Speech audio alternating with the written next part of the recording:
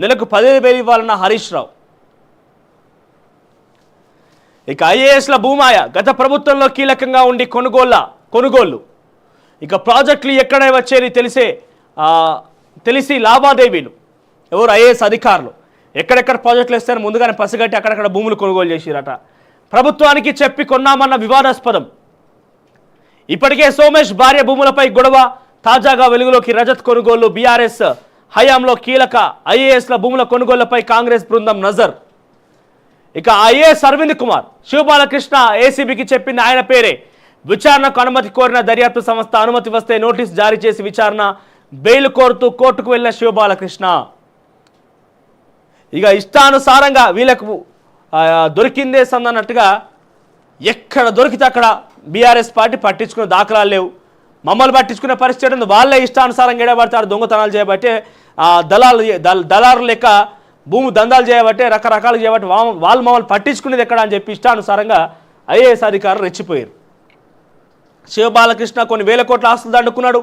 ఒక సంతకం పెట్టి మాకు ఈ 12 ఎకరాల భూమిని పట్టా చేయాలని ఒక రకంగా హెచ్ఎండి అధికారి ఉన్నప్పుడు అరవింద్ కుమార్ అడిగితే 10 కోట్ల రూపాయలు డిమాండ్ చేస్తే అక్కడిక్కడ ఈ దళారి పనిచేసి ఒక రకంగా మన భాషలో మాట్లాడుకోవాలి. తెలంగాణ యాస కేసీఆర్ నేర్పించిన భాషలో మాట్లాడాలంటే బ్రోకర్ తనం చేసి శివబాలకృష్ణ బ్రోకర్ దందాలు చేసి అక్కడిక్కడ పైసలు కలెక్ట్ చేసి ఎవరికి అరవింద్ కుమార్కి ఇచ్చేదట. ఆయన ఏసీబీ కస్టడీలో దర్యాప్తులో ఒప్పుకున్న మాట అటది. సో ఐఏఎస్ అధికారి ఎవరయ్యా అంటే అరవింద్ కుమార్ అట. అరవింద్ కుమార్ ఇప్పటికే ఫార్ములా ఈరేస్కి 55 కోట్లు కట్టబెట్టిండు.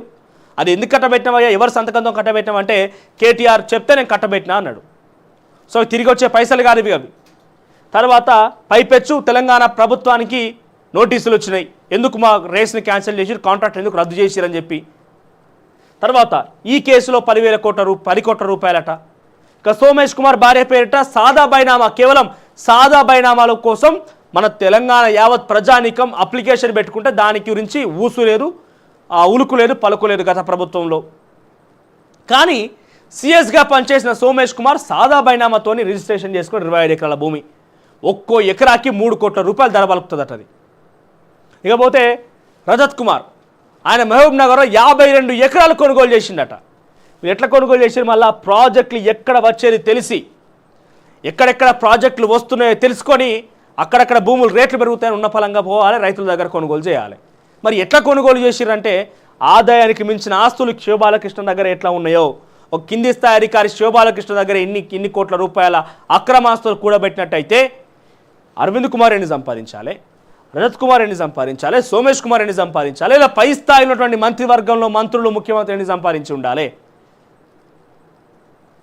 సో ముందుగా ఈ 4 వ్యక్తుల మీద, ముఖ్యంగా ఈ 3 ఐఏఎస్ అధికారులు ఎవరు, అరవింద్ కుమార్, రజత్ కుమార్, సోమేష్ కుమార్, ఈ 3 మీద విచారణ మరొక ఐఏఎస్ అధికారి స్మితా సబర్వాల్ పేరు కూడా ఇంక్లూడ్ చేసే అవకాశం. ఎందుకంటే మిషన్ భగీరథ యొక్క పూర్తి వ్యవహారాలు చక్కదిద్దింది స్మితా సబర్వాలే. సో అందులో అవినీతి ఆరోపణలు ఎదుర్కొంటున్నారు.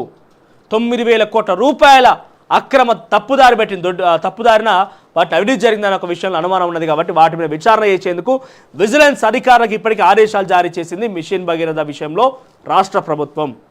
సో విజిలెన్స్ అధికారుల యొక్క విషయాలు వెల్లడించిన తర్వాత మనం కాళేశ్వరంలో విజిలెన్స్ అధికారి దాడి చేస్తే ఏమైంది? ఇంజనీరింగ్ చీఫ్ మురళీధర్ రావు రాజీనామా చేసి పక్కకు పోయిండు, వెంకటేశ్వర్లు తీసేసి టర్మినేట్ చేసేసారు. సో అధికారులు అయితే ఏమున్నది, మీరు ఏ అవినీతి బట్టబయలు అయితే అవినీతికి అధికారులైనా మీరు ఇంకేదైనా అందరి చిట్టా మొత్తం ప్రజాస్వామ్యం అందరూ ఒక్కటే. అధికారులైనంత మాత్రాన మేము తప్పులు చేయాలి, కోట్లు సంపాదించాలి, కొమ్ములే ఉండవు కదా. తప్పు చేస్తే ఎవరైనా ఒక్కటే. ప్రజాస్వామ్యంలో ఇది ఇంకా కూడా పరిణమిల్లాలంటే ఇటువంటి అధికారుల మీద, అవినీతి అధికారుల మీద వేటు వేసి పక్కన పడేయాలి. సో ప్రభుత్వాలు 1 సంవత్సరం 5 సంవత్సరాల వరకు మాత్రమే ప్రభుత్వాలు ఉంటాయి. కానీ అధికారులు ఫరెవర్ ఉంటారు. కాబట్టి అధికారులు కొనసాగిన రోజులు ఈ అవినీతి ఆరోపణలు ఎదుర్కొంటూ ఉంటే కొన్ని వేల కోట్ల ప్రజాధనాన్ని మొత్తం కూడా దుర్వినియోగపరిచి డబ్బు సొమ్ము చేసుకునే అవకాశం ఉన్నది. ఇప్పటికే ప్రజల జీవితాలతోని, చెమట రక్తాలతోని, వాళ్ళు చెమట వచ్చి ట్యాక్సులు కడితే మీకు జీతాలు వస్తున్నాయి. ఎటు పోవాలన్నా గవర్నమెంట్ భరిస్తుంది. గవర్నమెంట్ కోర్టు, గవర్నమెంట్ వాహనము, సెక్యూరిటీ, ఎటుపోయిన ప్రోటోకాలు అన్నీ ఉండనే ఉంటాయి. ఇంకా ఇది చాలదన్నట్టు కొత్తగా ప్రజలను పీడించి అక్రమంగా డబ్బులు సంపాదించి కొన్ని వేల కోట్ల రూపాయల భూములు కొనుగోలు చేసిరట.